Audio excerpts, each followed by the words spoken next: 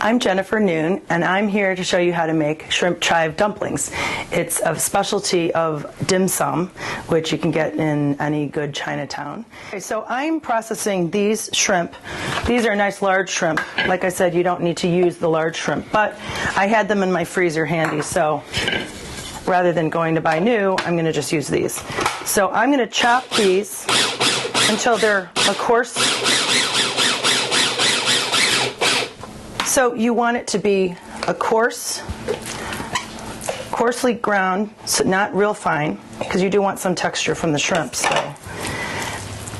and that's what you get. If there's a couple pieces that the food processor missed, then you can always take those out and just give it a quick rough chop, because you don't want to sacrifice the whole batch and become baby food.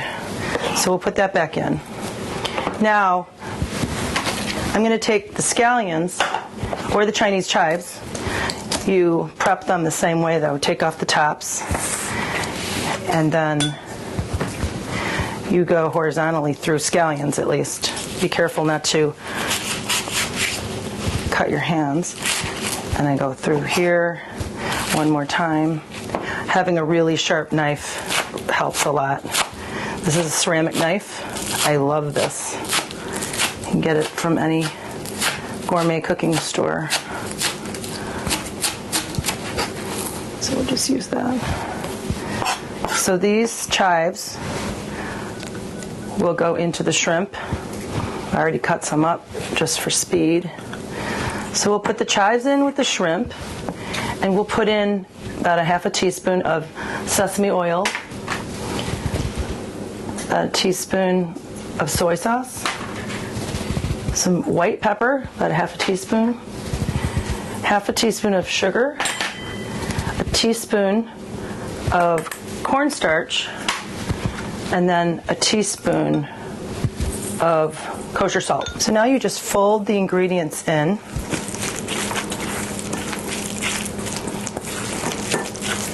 You don't want to overwork it, but you want to just make sure all the flavors are blended. And what I usually do after this step is I take a little teaspoon of filling and I put it in a custard cup and I microwave it and taste it. And then you can correct the seasoning before it goes into dumpling mode, so that you haven't done all the work stuffing dumplings with a filling that's too bland or too salty. You can always correct it. The next step is to make the wheat starch dough for the dumplings. And we use wheat starch and boiling water. It's really important that we use boiling water. So we have the wheat starch, about 1 1/4 cups. We have about a teaspoon of salt. We're going to stir that around. And I've got the boiling water behind. And I'm going to put a little bit, about a teaspoon of vegetable oil in the cup that I'm going to pour the boiling water into. And you'll see that the starch goes from a stark white chalky powder to a translucent dough. So here you have the dough. It's hot to touch, but if you keep moving, you want to knead it while it's hot, and you'll see that all of the white chalkiness disappears, and it turns into a pretty smooth, pliable dough. And it's not very sticky because you had that oil involved, so it doesn't stick either. So after the dough ball is fairly smooth, you can let it rest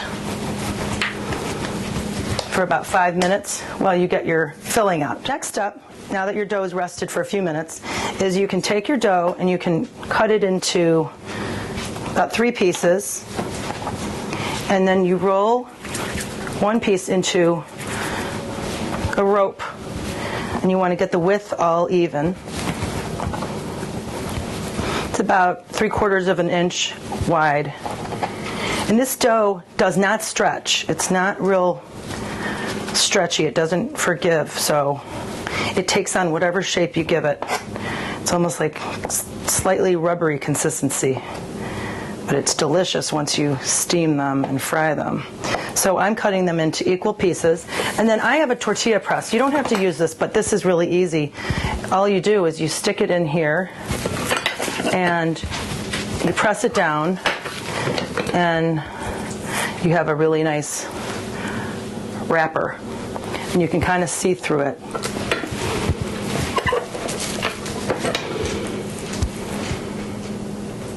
Okay, so now the next step, after you have your wrappers flattened, I use a little scooper, and you put a small amount, about 3/4 of a teaspoon, in the middle of the wrapper. And what you do is you pinch, and you just pinch around in a circular pattern. It might be daunting at first, but once you start, you can get the hang of it.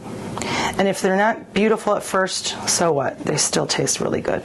Okay, so now we take the dumplings and we put them on a non-stick. It's very good to have a non-stick pan, but I still put a little oil underneath on the non-stick pan. We're going to put them on the stove on medium heat, and we're going to add about a 1/4 cup of water. And what that'll do is it'll steam the dumplings.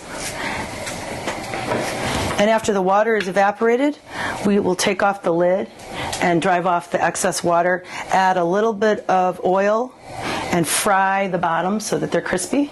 And I have some finished dumplings. And this is what they look like. So here you have the finished products. And you can serve them with hoisin sauce, which is kind of like an Asian barbecue sauce. It's kind of sweet and savory at the same time. So I hope you enjoyed this, and I hope you try this recipe soon.